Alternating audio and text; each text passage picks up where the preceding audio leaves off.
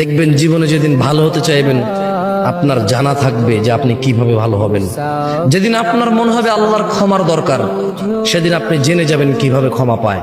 যদি আজকে এই মাহফিল মনোযোগ দিয়ে শোনেন, আরে হ্যাঁ, আমি চলে যাওয়ার পরে এই মাহফিল চলে যাবে না তো, কারণ আমি কোনো কিস্সা কাহিনী বলতেছি না, এখানে কোনো গল্প উদাহরণ দিচ্ছি না, সূরা নূহ পড়ে শোনাচ্ছি। কি পড়ে শোনাচ্ছি? আর আপনার ঘরে এই কোরআন আছে, এই সূরা আপনার ঘরেও আছে, যখন মর্জি পড়ে নিজেকে সংশোধন করে নিয়েন। খুব সুন্দর আলোচনায় আসছেন, আর আমি দীর্ঘ অনেকদিন পর সূরা নূহ নিয়ে আলোচনা করছি। দীর্ঘ অনেকদিন পর আমার খুব ফেভারিট সূরা এটা, কারণ আমার কাছে মনে হয় এখানে সবকিছু আছে। একজন মানুষের সর্বোচ্চ দাওয়াত, মানে সর্বোচ্চ একজন মুসলমান কি করবে, এরপরে সে কি কি পাবে, যদি সে তারপরও ব্যর্থ হয় এগুলা করতে, তাহলে সে কি করবে, ব্যর্থ হওয়ার পরও যদি সে এগুলা করে তাহলে সে কি কি পাবে, সব আছে এখানে। সুবহানাল্লাহ।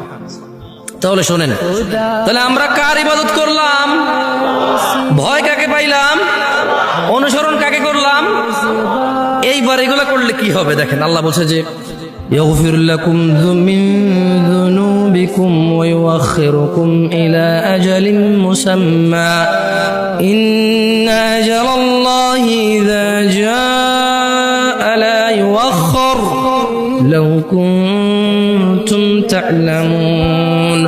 وأمر জাতি ইবাদত করো আল্লাহর, ভয় করো আল্লাহকে এবং রাসূলের অনুসরণ করো। যদি তোমরা এই তিনটা কাজ করো, আল্লাহ তোমাদেরকে ক্ষমা করবেন। সুবহানাল্লাহ। তোমাদের যত অপরাধ আছে কে ক্ষমা করবে?